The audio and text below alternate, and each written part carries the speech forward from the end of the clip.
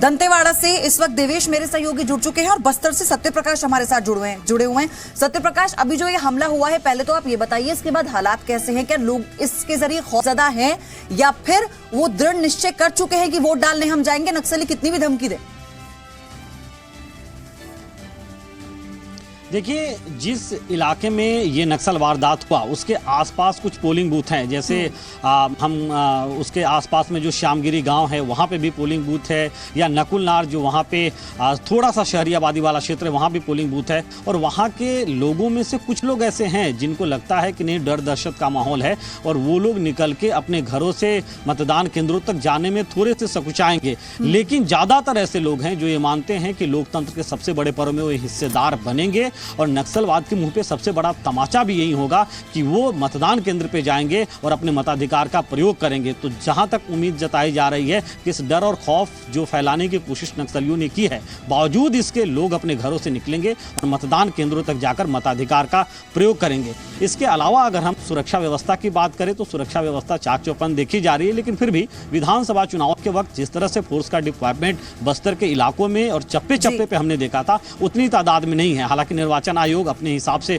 Force की मांग करता है और केंद्र को कितनी उपलब्धता है, खासतौर पे जो केंद्रीय रिजर्व पुलिस फोर्स है उसकी कितनी उपलब्धता होती है उसके हिसाब से राज्यों को भेजा जाता है। तो वैसे में हो सकता है केंद्रीय रिजर्व पुलिस बल की कुछ टुकड़ियां कम यहाँ आई हो, इसलिए ये कम देखा जा रहा है। लेकिन डीआरजी के जवान, जिला पुलिस छत्तीसगढ़ बल के जो जवान है, एसटीएफ के जवान है, उनकी तैनाती देखी जा रही है। अभी हम धुर नक्सल प्रभावित जो मतदान केंद्र है, और खास बात यह भी है कि बस्तर से जो कांग्रेस के प्रत्याशी है दीपक बैज, वो इसी मतदान केंद्र पे चित्रकूट विधानसभा में आता है। धुर नक्सल प्रभावित क्षेत्र है, वहां पे मतदान केंद्र वाले हैं और हम वहीं पे मौजूद है। ये लौंडीगुड़ा का इलाका है और यहाँ पे भी अगर हम दिखाएं तो लगभग तैयारियां जो है वो पूरी कर ली गई है। मतदान केंद्र के अंदर जाकर दिखाने की कोशिश करते हैं, प्रिजाइडिंग ऑफिसर से भी बात करने की कोशिश करते हैं। और ये तस्वीरें देखिए, छोटा सा एक स्कूल है और इसमें ये कुछ 4 टेबलें लगाई गई है। ये पहली टेबल है, इससे होकर मतदाता पहली बार गुजरेगा और ये पहली टेबल पे, उसके बाद दूसरी टेबल पे। तो यहाँ पे क्या होगा काम?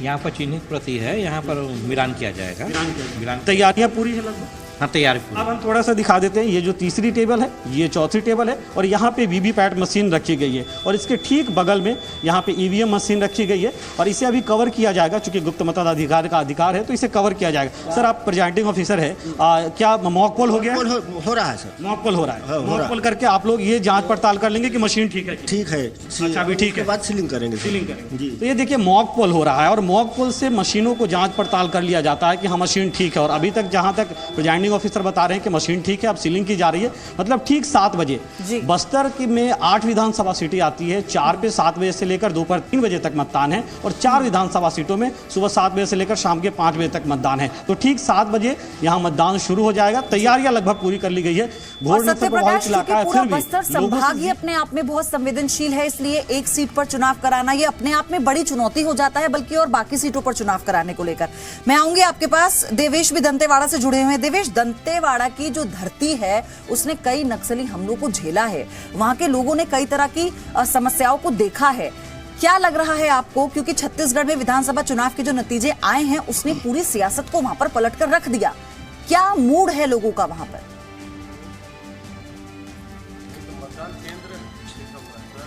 देखिए, जो लोगों का मूड है वो कुछ देर बाद समझ में आएगा जब 7 बजे मतदान की प्रक्रिया शुरू होगी। क्योंकि जिस तरह से दहशत का आलम एक दिन पहले दंतेवाड़ा में देखने को मिला है, जो बड़ी नक्सली वारदात को नक्सलियों ने अंजाम दिया है, उसके बाद जो परिस्थितियां बनी हैं, उन परिस्थितियों में लोग कितनी बड़ी संख्या में घरों से निकलते हैं यह देखना होगा। हालांकि जो सुरक्षा बल है वह विधानसभा चुनाव की तुलना में काफ़ी कम है, क्योंकि देश में और भी कई सेंसिटिव इलाके हैं जिन इलाकों में फोर्स का डिप्लॉयमेंट किया गया है। इसलिए छत्तीसगढ़ का चुनाव जो है वह स्थानीय पुलिस जो है, सीआरपीएफ की बहुत सी टुकड़ियां फिलहाल यहाँ पर हैं, बीएसएफ के जवान यहाँ पर हैं। इन सब के बाद भी जो डीआरजी है छत्तीसगढ़ में, जो आत्मसमर्पण करने वाले नक्सली होते हैं और जो लोकल के जो लोग होते हैं, लोकल नौजवान होते हैं, उन सभी लोगों को मिलाकर के डीआरजी बनाई जाती है। और एसटीएफ खासतौर पर इनका काम जो है नक्सलियों के जो पिन पॉइंट इलाके होते हैं उनको आइडेंटिफाई करके उन इलाकों में जाकर के उनको एनकाउंटर करना होता है। लेकिन खासतौर पर जब चुनाव है तब उनकी ड्यूटी भी सुरक्षा में लगा दी गई है ताकि मतदाताओं को किसी भी तरह की कोई दिक्कत ना हो। तो छत्तीसगढ़ सरकार और छत्तीसगढ़ पुलिस के अपने फोर्सेस हैं, सेंट्रल के अपने फोर्सेस हैं, सभी की मौजूदगी में छत्तीसगढ़ में शांतिपूर्ण। देवेश, नक्सलियों ने कहा है कि अगर किसी की उंगली पे स्याही लगी हुई देखी गई तो उंगली काट दी जाएगी, इस तरह की धमकी नक्सलियों ने दी है, पर्चे लगाए हैं नक्सलियों ने। देखिए, आमतौर पर नक्सली जब भी चुनाव होते हैं तब इस तरह की चीज़ें करते हैं और इस बात के लिए लोगों से बोलते हैं कि लोग मतदान करने के लिए घरों से बाहर ना निकले, क्योंकि नक्सलियों को लोकतंत्र पर भरोसा नहीं है। इसलिए किसी भी लोकतांत्रिक व्यवस्था का विरोध करना उनके लिए एक स्वाभाविक बात है।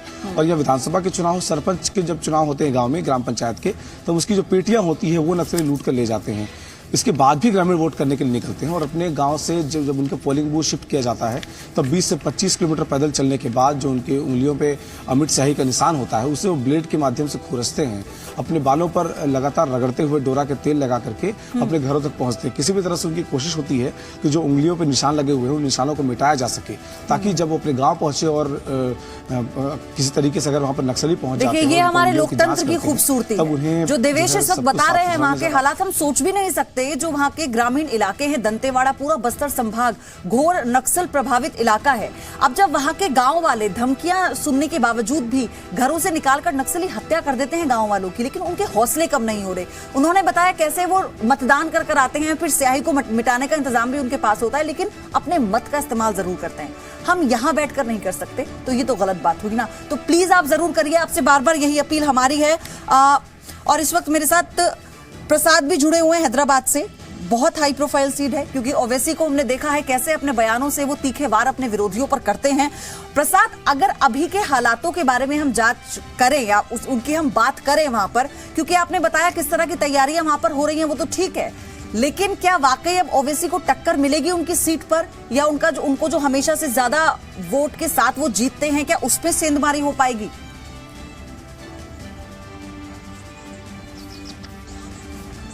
तो नहीं है जिस प्रकार से जो प्रत्याशी है, जो उनके ओपोनेंट्स है विरोधी पार्टी, पिछली बार डॉक्टर भगवंत राव जो बीजेपी के इस बार भी कैंडिडेट है, वो काफ़ी ज़्यादा मार्जिन से हारे थे और कांग्रेस ने फिरोज खान नाम के जो कैंडिडेट को खड़ा किया है, जो कि पिछले विधानसभा चुनाव में नामपल्ली क्षेत्र से वहाँ से भी कैंडिडेट से हार गए थे।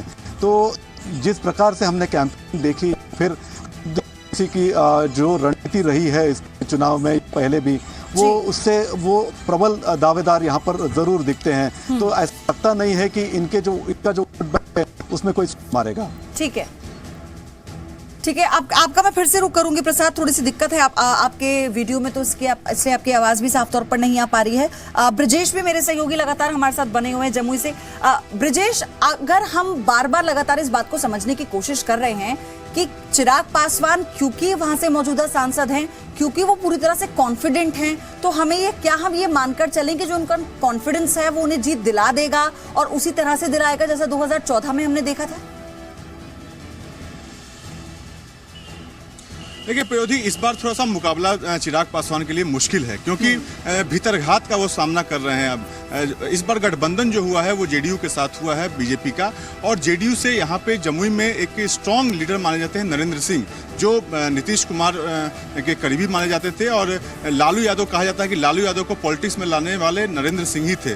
उनके पुत्र हैं सुमित सिंह, यहाँ पे वो दावेदार थे पहले से ही, लेकिन गठबंधन में ये सीट जो है वो लोक जनशक्ति पार्टी को गई, और इसके लिए लेकर जो सुमित सिंह या नरेंद्र सिंह की बात करें, जो जेडीयू के नेता हैं, उनमें भीतरघात हुआ है। और जगह जगह जो एक खास कम्युनिटी, जो राजपूत कम्युनिटी की बात की जाती है जमुई में, और काफ़ी मजबूत कम्युनिटी कही जाती है और अच्छा वोट परसेंट उसका है, उसका विरोध शुरू हुआ है। और जो सुमित सिंह हैं वो जगह जगह जाकर वो चिराग पासवान के लिए विरोध में बयान भी दिया है उन्होंने। खास बात यह है कि अगर सुमित सिंह या नरेंद्र सिंह का परिवार ये चाहता है कि अगर चिराग पासवान यहाँ पे जमुई में मजबूत होते हैं तो उनका परिवार काफ़ी कमज़ोर होगा, क्योंकि जमुई में सबसे बड़ा नेता और मजबूत नेता नरेंद्र सिंह और उनके परिवार को ही माना जाता है। उनके परिवार में कई बेटे हैं जो विधायक हैं अभी फिलहाल भी, तो काफ़ी भीतरघात का सामना करना पड़ रहा है इस बार। लेकिन एक तरीके से जो सामने वाला कैंडिडेट है, जो RLSP के कैंडिडेट हैं बुधेव चौधरी, वो भी यहाँ से एनडीए के सांसद रह चुके हैं, तो काफी कड़ा मुकाबला, इतना आसान नहीं है, क्योंकि 2014 में एक मोदी लहर थी और उसमें वो चले गए। लेकिन इस बार भी मुकाबला जो है काफी कड़ा है, और खास बात यह है कि जो चिराग पासवान को भीतरघात का सामना करना पड़ रहा है, वो उनके लिए और मुश्किलें खड़ी कर रही है। प्रयोदी, अच्छा ब्रिजेश, गया और नवादा की बात भी करें। गया में भी हमने देखा है दल बदल के चलते बहुत दिलचस्प हो गई है लड़ाई, और नवादा में गिरिराज सिंह की सीट थी, वो वहां पर नहीं है, इस बार अलग प्रत्याशी वहां पर है। तो कितना दिलचस्प आप देख पा रहे हैं अभी से? देखिए, बिहार का चुनाव पयोधी अपने आप में ही दिलचस्प होता है और कहा जाता है कि ये लोकतंत्र की प्रयोगशाला इसको कहा जाता है बिहार में, और तरह तरह के प्रयोग यहाँ पे होते हैं। जैसा कि लालू यादव के यहाँ शासन था तो माई समीकरण का काफ़ी जोर था यहाँ पे। माई मतलब कि मुस्लिम और यादव समीकरण, और लालू यादव ने लगभग 15 साल तक इसी समीकरण के भरोसे बिहार पे राज किया। और फिलहाल जो है यहाँ पे एक मुनिया समीकरण की बात की जा रही है बिहार में, जो महागठबंधन की तरफ है। मुनिया मतलब मुसलमान, नी से निषाद और या से यादव, जो मुसलमान, निषाद और यादव जो समीकरण है, मुनिया समीकरण की बात काफी चल रही है। तो काफी दिलचस्प यहाँ पे होता है और अलग अलग समीकरण और प्रयोग किए जाते हैं निश्चित रूप से हर चुनाव में। हर चुनाव और ये कहा जा रहा है ना, तो इस बार भी नया ब्रजेश, ये भी कहा जा रहा है कि हम कहते हैं उत्तर प्रदेश के चुनाव बहुत दिलचस्प होते हैं, लेकिन इस बार बिहार पूरा टक्कर दे रहा है। देखने में एक से लगते हैं बिहार और यूपी के चुनाव, क्योंकि जोड़कर भी देखा जाता है, लेकिन इस बार अलग अलग दिशा में जा रहे हैं दोनों ही चुनाव। बहरहाल विशाल आप मुस्कुरा रहे हैं, मुझे लग रहा है आप, क्योंकि आप फील्ड पर लगातार रहे हैं, आपने पिछले विधानसभा चुनावों में भी पूरी रिपोर्टिंग हमें हमारे दर्शकों तक पहुंचाई थी। क्या आप अभी भाप पा रहे हैं, क्योंकि मैंने अभी बात की बिहार और यूपी का चुनाव देखने में एक सा लगता है, लेकिन इस बार दिशाएं अलग अलग जा रही हैं।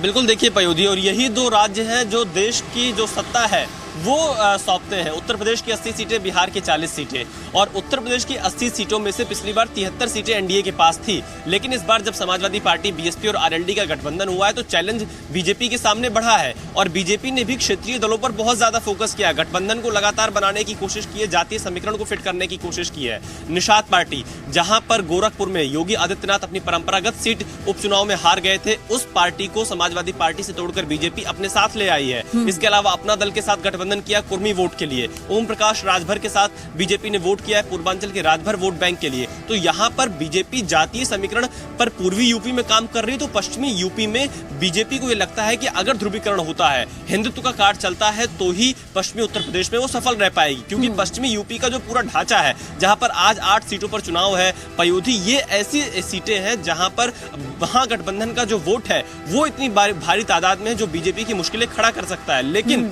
यहां पर जैसा हमारे सहयोगी रवि त्रिपाठी बता रहे थे, सबसे बड़ा सवाल यही है कि वोट ट्रांसफर कैसे होगा, क्योंकि मैं आपको बता रहा था, बात कट गई थी, जाट के साथ दलित वोट बैंक पश्चिमी उत्तर प्रदेश में जाना एक असंभव सी बात होती है, क्योंकि पश्चिमी उत्तर प्रदेश के गांव में जाट वर्सेस दलित की लड़ाइयां आमतौर पर दिखाई पड़ती हैं। इसके अलावा 2013 के दंगों में जो जाट वर्सेस मुस्लिम की लड़ाइयां हुई थी, उसके बाद से क्या एक साथ जाट और मुस्लिम जा पाएंगे, एक ये बड़ा सवाल है। हालांकि जिन 2 सीटों पर आरएलडी लड़ रही है वहां पर जाट उनके साथ जाने की संभावना जताई जा रही है, लेकिन अन्य सीटों पर जाट गठबंधन के साथ जाएगा या नहीं जाएगा, इस पर बड़ा प्रश्न चिन्ह है। और दूसरी तरफ इन्हीं 8 सीटों पर यह तय होगा पयोधी कि कांग्रेस, क्योंकि लगातार मायावती ने यह आरोप लगाया है कि वो सपा बसपा के वोट काटने के लिए अपने प्रत्याशी खड़ा कर रही है, क्या मुस्लिम मतदाता कांग्रेस के पास जाएंगे? और अगर ऐसा होता है, क्योंकि मैं आपको कुछ सीटों का उदाहरण देता हूं, सहारनपुर में इमरान मसूद लड़ रहे हैं, बीएसपी से फजलुर रहमान है, बिजनौर में बीएसपी के मलूक नागर हैं, तो कांग्रेस ने नसीमुद्दीन सिद्दीकी जैसे बड़े मुस्लिम चेहरे को उतार दिया है। इसके अलावा आप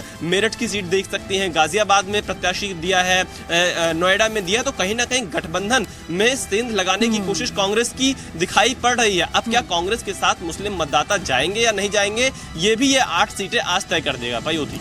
रवि, आपने बहुत ही नजदीक से सारे सियासी समीकरणों को देखा है। अगर उत्तर प्रदेश की मैं खासतौर पर बात करूं, आप बखूबी जानते हैं वहां पर किस तरह से बार बार जो राजनीतिक दल बदले हैं, गठबंधन हुआ तो उनके समीकरण कैसे हुए।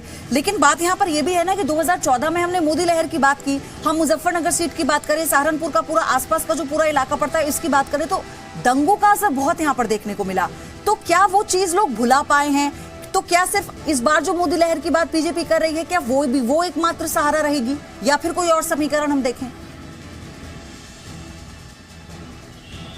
देखिए, 2 बातें और 3 चुनाव, तीसरा चुनाव है। अगर 2014 का चुनाव लें, 2017 का विधानसभा चुनाव लें और अब ये 2019 का चुनाव, तीनों को आपको जोड़ के देखना पड़ेगा और तीनों में कहीं ना कहीं एक सिमिलरिटी देखनी पड़ेगी, क्योंकि जिस तरह से 2014 का चुनाव हुआ, पोलराइजेशन जबरदस्त हुआ, हिंदू मुस्लिम मुजफ्फरनगर दंगा हुआ, आपको याद होगा मुजफ्फरनगर दंगे के बाद पोलराइजेशन हुआ जबरदस्ती इलाके में, और उसका इम्पैक्ट हुआ सबसे ज्यादा। वही स्थिति 2017 के चुनाव में देखिए, विधानसभा चुनाव में भी इधर से ही पहले मतदान शुरू होता है और माहौल बनना शुरू होता है और फिर शमशान और कब्रिस्तान तक जाके मामला बनता है और फिर कहां तक चुनाव जाता है और 324 सीट तक बीजेपी जाती है।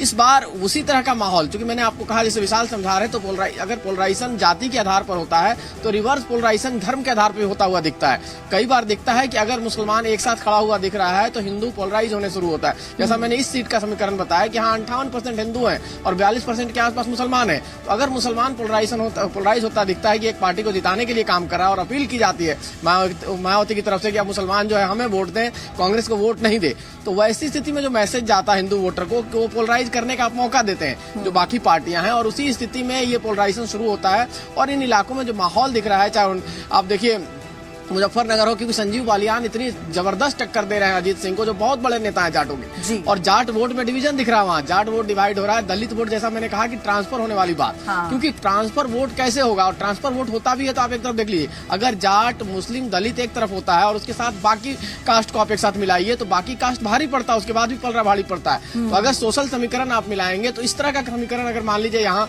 जाट है, अगर पूर्वी उत्तर प्रदेश में यादव होते हैं, तो वैसी स्थिति में अगर एक तरफा आप इधर जाते हैं तो दूसरे कास्ट के लोग जो है, ओबीसी के लोग हों, रवि, लेकिन इसको ऐसे भी समझना चाहिए ना हमें। रवि, इसको मैं चाहूंगी आप इसको ऐसे भी समझाएं हमारे दर्शकों को, क्योंकि अभी निकलने वाले हैं अपने घरों से, कुछ तो निकल भी गए होंगे वोट देने के लिए, 7 बजे से वोटिंग शुरू होने वाली है, कि ये तो समीकरण हो गए। चलिए, कुछ हमारे वोटर ये भी कहते हैं, क्योंकि आप लोग फील्ड पर गए, आप लोगों ने रिपोर्ट हम तक पहुंचाई, वोटर कहते हैं हमें इन बातों से मतलब ही नहीं है, हम तो ये कहते हैं हमारे मुद्दे ये हैं, इन मुद्दों पर काम करो, हम आपको वोट देंगे।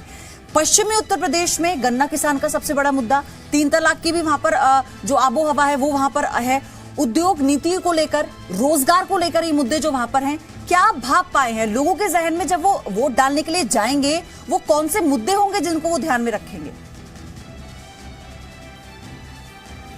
देखिए, किसान खासतौर पर आपने कहा गन्ना किसानों का मुद्दा, तो गन्ना किसानों की समस्या का समाधान करने के लिए उत्तर प्रदेश सरकार ने कोशिश की, लेकिन अभी भी यहाँ के किसान पूरी तरह से संतुष्ट नहीं है उस काम से। उनको लगता है कि अभी और कुछ होना बाकी है। हालांकि अगर डेवलपमेंट की बात करें तो डेवलपमेंट के लिहाज से इस इलाके में काम हुआ है, रोजगार एक समस्या पूरे देश में है और उत्तर प्रदेश में भी इस बात की समस्या है। लेकिन अगर बात करें मोदी सरकार में, तो तमाम तरह के ऐसे काम हुए हैं, चाहे वो टॉयलेट की बात करें, गाँव में टॉयलेट की बात लोग कह रहे हैं, आपको सिलेंडर लोगों को मिला है, लोगों को घर मिला है, गाँव में जाकर देखते हैं तो कहीं ना कहीं एक इशू डेवलपमेंट भी है। लेकिन जब सारी बात बालाकोट और स्ट्राइक वाली बात आती है तो पुलवामा मुझे लग रहा है अभी डोमिनेट कर रहा है इन इलाकों में, क्योंकि ये प्राइड वाला इलाका। आप देखेंगे तो इस इलाके में गांव में लोग सुबह सुबह दौड़ लगाते हैं, सेना में जाने की सबकी इच्छा होती है, तो जाट हो चाहे दलित हो, तमाम समाज के लोग होते हैं। तो ऐसे ही लोग जो होते हैं प्राइड के नाम पर वोट करते हैं, बाकी मुद्दे गौण हो जाते हैं, डेवलपमेंट और बाकी इशू पीछे रह जाता है। देश का प्राइड की देश पहले है, बाद में ये। तो कहीं ना कहीं इस इलाके में खासतौर पर देखते हैं हम, चाहे मुजफ्फरनगर हो, बागपत हो, आपको कैराना हो, चाहे जिस इलाके में हम खड़े हैं सहारनपुर, इस इलाके में प्राइड भी होता है कि देश सबसे पहले है और उसके बाद बाकी चीजें हैं।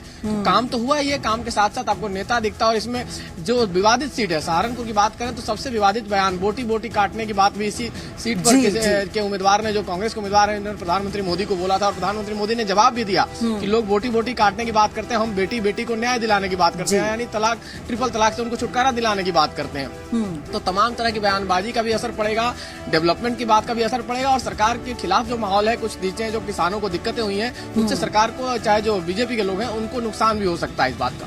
ठीक है, और जब हम प्राइड की बात कर ही रहे हैं, हम गर्व की बात कर रहे हैं, तो खालिद आपके पास मैं आना चाहती हूँ इसी बीच, क्योंकि वहां पर आपने भी कहा बहुत बड़ा चैलेंज है वहां पर। बस्तर की हम बात कर रहे थे, वहां पर किस तरह से चैलेंज बना हुआ है, वैसा ही चैलेंज हम यहाँ पर भी देख रहे हैं।